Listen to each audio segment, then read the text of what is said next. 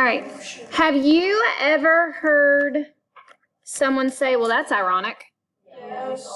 What do they mean when they say that? Sarah? I don't know how to explain it exactly, but it kind of means that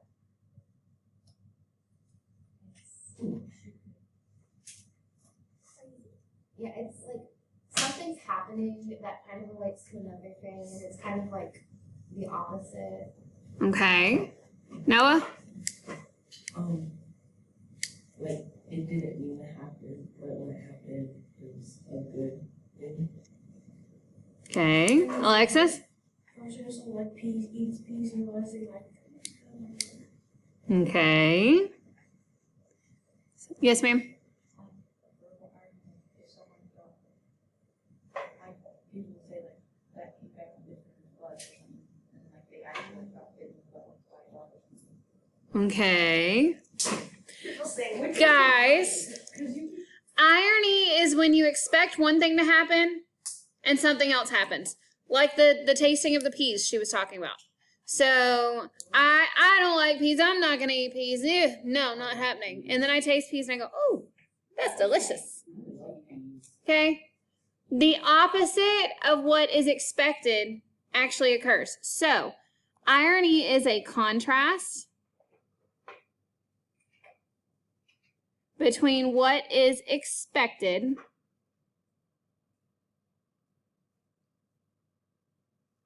and what actually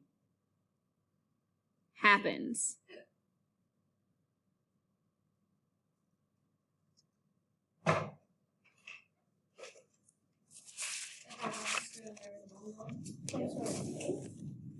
Okay?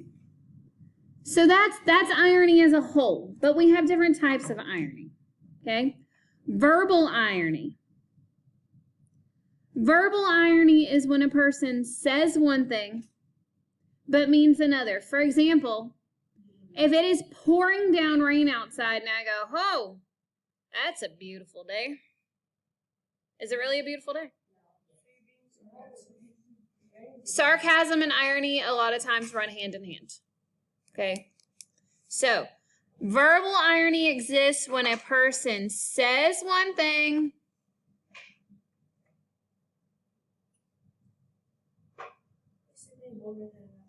but means another.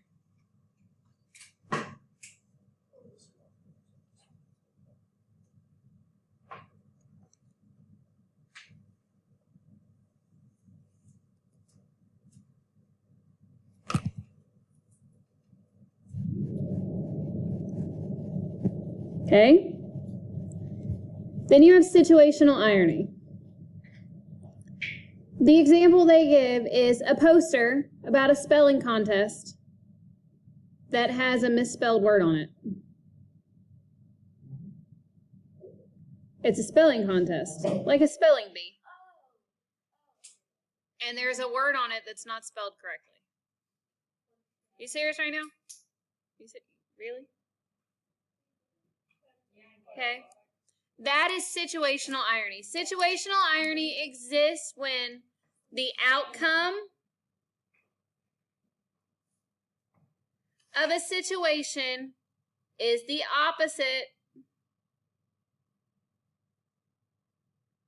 of what one would expect.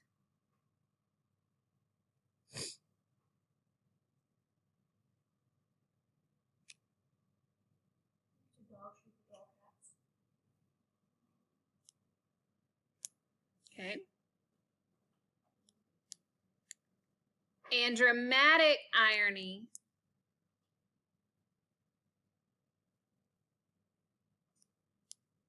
is when the reader knows something.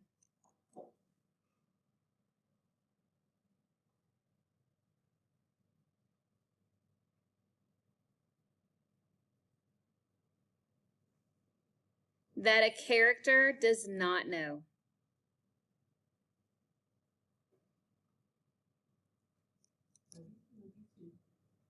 It is very much in movies. Think of your horror movies. When you know the killer is around that wall and you see the lead actor heading towards them, and you're sitting there going, no, stop.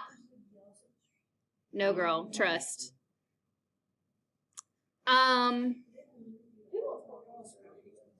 It happens a lot, guys. Situational irony.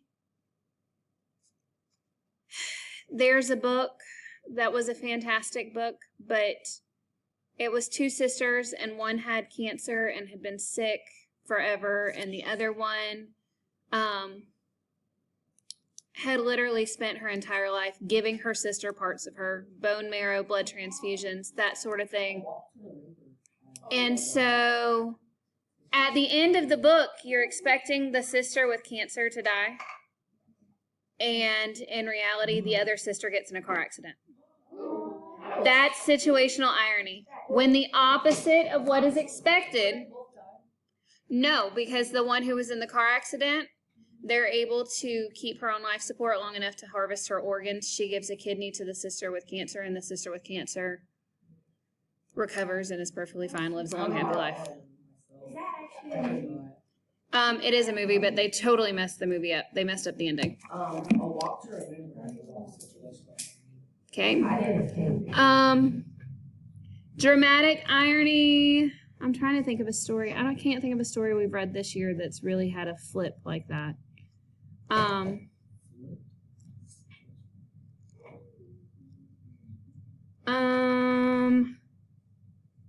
Suspense novels are the best at dramatic irony because you know what's going on.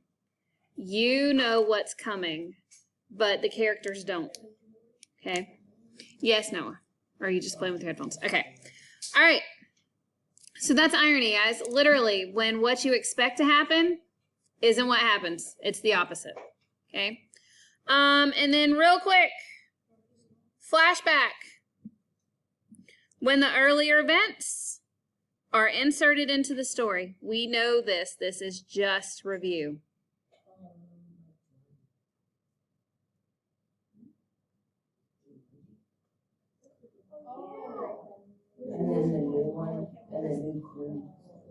Okay, are you getting this written? Your notes should look just like my notes.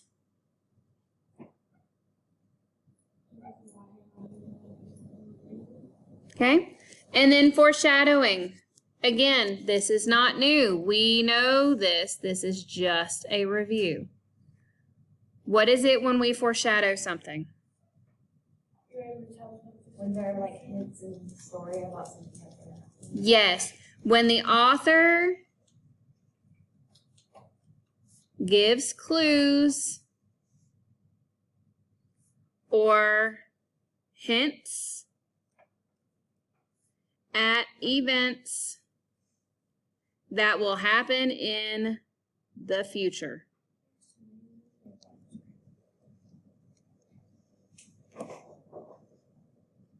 Okay, that's it. That's our whole set of notes for today. Okay, I need you to quickly get this glued in on page 45 in your notebook.